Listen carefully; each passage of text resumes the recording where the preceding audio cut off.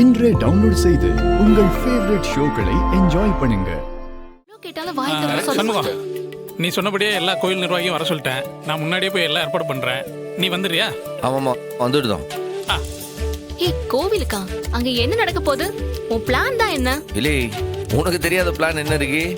எல்லா திட்டத்துக்கும் நீதானே பொறுப்பே. வா வா, கிளம்பு மேப்பை சுத்தி வச்சுட்டு கிளம்புவோம் வா. ஆக நீ என்ன பண்ண போறன்னு சொல்லவே மாட்டேன், அப்படிதானே? ஓ, இப்பத்தி உனக்கு இவ்வளவு தெரிஞ்சா போதும். அதெல்லாம் நடக்கும்போது தெரிஞ்சிக்க. மாமா, சண்முகம் ஏதோ ஒண்ணு பண்றாப்புல. ஆனா எப்படி பார்த்தாலும் அது நல்லபடியா நடக்கும்னு எனக்கு தோணுது. அந்த நம்பிக்கையும் எங்களுக்கு இருக்கு. ரத்னா, பேசிட்டே இருக்கும் பாரு. கிளம்பலாம், டைம் ஆகுது. நல்ல சமணம் போட்டு உட்கார்ந்து போ போ.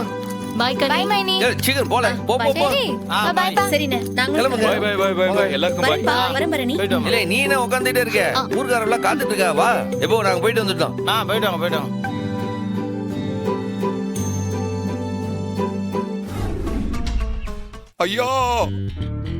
ஐயா, நல்ல வேலை ஐயா. 2 மெம்பர்ஸ் உங்களை மதிச்சு மாலையோட வர்றாங்க. சந்தோஷமா இருக்குயா. வரங்க, மாலை போடும்போது அதை நான் என் கழுத்துல இருந்து எடுக்க போவேன். நீ டக்குன்னு அதை எடுத்து உன் கையில வச்சுக்கலாம், சரியா? லேட் ஆயிடுச்சியா? பிரசிடண்ட் ஐயா வந்திருப்பார் போல. ஆமா, போய் அவருக்கு மாலையை போட்டுருவோம். என்னையா இது பாத மாதிரி போயிட்டாங்க? இல்ல, நான் பாட்டுக்கு ஒழுங்கா நின்றுகிட்டு இருந்தேன். ஐயா, உங்களுக்கு தான் என் மாலை போட வராங்க, சந்தோஷமா இருக்குங்க ஐயா. தேவையா எனக்கு? இருக்கட்டும், அந்த வெறும்பை என்னத்தையோ செய்தான். அவன் என்ன செஞ்சாலும் சரி, இந்த சௌந்தர பாண்டி ஒரு முட்டுக்கட்டையை போட்டு அதை தடுக்கத்தான் போறேன். நீ வேணா பாத்துக்கிட்டே இரு. என்னத்த செஞ்சு என்ன? வர உங்களுக்கு கொஞ்சம் கூட மரியாதையே இல்லாம போச்சு. சமூகத்துக்கு தாயா மரியாதை சும்மா ஏறிக்கிட்டே போகுது. ஏறட்டும் இல்லையே, பொறுமை கடலினும் பெரியதுன்னு எங்க அம்மை சொல்லிருக்காங்களே. அந்த வெறும்பை இப்ப ஜெயிச்சுக்கிட்டே இருக்கான்ல. ஏன்னா இது அவன் குளிர்காயிற நேரம். அடுத்து நாம ஜெயிக்கிற நேரம் வரும், அப்ப வச்சுக்கிறேன் இவனை.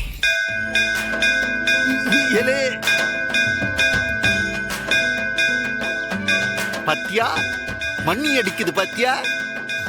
அப்படியே முருகா, எனக்கு மட்டும் நல்லது செய்ப்பா. என்னையும் காப்பாத்து முருகா. வாங்க. வணக்கம் பிரசிடண்ட். எல்லாருக்கும் வணக்கம். வணக்கம். சொல்லுங்க பிரசிடண்ட், ஏதோ முக்கியமான விஷயம்னு நிர்வாக குழு கூட சொன்னீங்க. என்ன விஷயம்னு சொல்லுங்க.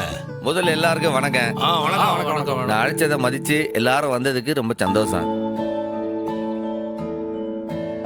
ரொம்ப நாளாவே என் மனசுக்குள்ள ஒரு திட்டத்தை யோசிச்சுட்டு இருந்தேன்.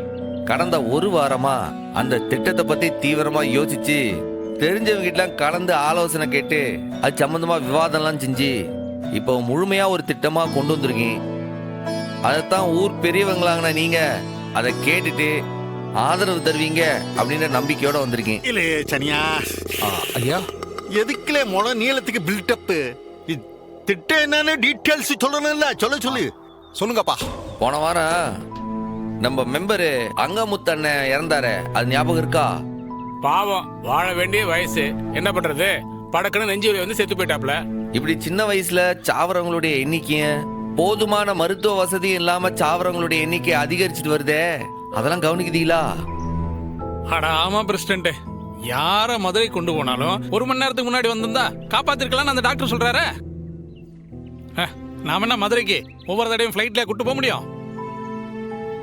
ஒரு நல்ல ஆஸ்பத்திரி வேண்டும்னா நாம மதுரைக்கோ இல்ல சென்னைக்கோ தானே போக வேண்டியது இருக்கு. நல்ல ஒரு மருத்துவம் வேண்டும்னா பெரிய பெரிய நகரத்தை தேடில போக வேண்டியிருக்கு. அங்க போறவங்களும் யாரு? பணம் இருக்கிறவங்க தானே போதாவ. ஏழைங்களுக்கு அப்படி ஒரு வாய்ப்பு கூட கிடைக்கிறது இல்லையே. அதுவும் பணம் இருக்கிறவங்கனால தானே அப்படியெல்லாம் போய் அலையவும் முடியும். சனியா ஐயா, அப்படின்னா உடம்பு சரியில்லாத பேஷண்ட்ஸ் இந்த பிரசிடென்ட் என்ன மதுரைக்கு என்ன பிளைட்ல கூட்டிட்டு போவாரா, இல்ல மெடிக்கல் லோன் எல்லாருக்கும் வாங்கி கொடுக்க போறாரா? கேட்டு சொல்லு. சொல்லுப்பா. அம்புட்டு பெரிய ஆஸ்பத்திரியை என்ன ஓசிலியா கட்ட முடியும்? இல்ல அம்புட்டு பெரிய கட்டடம் கட்டணும்னா எம்புட்டு கோடி செலவாகும். அம்புட்டு காசுக்கு எங்க போவானா இந்த பிரசிடென்ட்? சொல்லுப்பா. எல்லாம் கையில இருக்கிற காசை வச்சுதேன். இன்னும் முக்கியமா சொல்ல போனா மதுரையில சென்னையில பெரிய பெரிய ஆஸ்பத்திரிலாம் இருக்க, அங்க வாங்குற பீஸை விட ரொம்ப கம்மியான பீஸ் வாங்கிதான் இந்த ஆஸ்பத்திரில வைத்தியம் பார்க்க போதாவ. இன்னும் சொல்ல போனா ஏழைகளுக்கு இல்லாதவங்களுக்கு இந்த ஆஸ்பத்திரியில வைத்தியம் முற்றிலும் இலவசம். எப்படி இருக்கு? டேய் எப்படிடா? எல்லாத்துக்கும் ஒரு திட்டம் வச்சிருக்கோம்ல. கேட்க நல்லாதான் இருக்குது. அம்புட்ட பெரிய ஆஸ்பத்திரி இங்க வந்தா, அதுவும் இல்லாதவங்களுக்கு கம்மியா செலவு செய்யற ஆஸ்பத்திரி இங்க வந்தா ரொம்ப நல்லாதான் இருக்கும். ஆனா சவுந்தரபாண்டி ஐயா சொன்ன மாதிரி காசுக்கு எங்க போறது பிரசிடண்ட்? கையில காசை வச்சுக்கிட்டு எதுக்கு அலையின? புரியலையே, காசு யாருகிட்ட பாருக்கு? எல்லாம் அப்பா முருகன் காசு தான். அவன் தான் இருக்கான கொடுக்க. அப்புறம் என்ன? விளங்கலையே. சனியா ஐயா, என்னலே நம்ம செந்தூர் முருகன் என்ன நோட் அடிக்கிற ஃபேக்டரியை வச்சிருக்காரு. அம்புட்டு பணத்தை ஸ்டாக் வச்சுக்கிட்டு என்ன செய்யறதுன்னு தெரியாம முழிச்சுக்கிட்டு இருக்காரா அவரு? சொல்லல சொல்லுப்பா சொல்லுப்பா. ஏலே சனியா, இந்த எகத்தால பேச்செல்லாம் இங்க பேச வேண்டாம் சொல்லு. நான் நகையெல்லாம் விக்கலாம்னு சொல்லவே இல்லையே. முருகன் நகையெல்லாம் லாக்கர்ல இருக்கலாம்.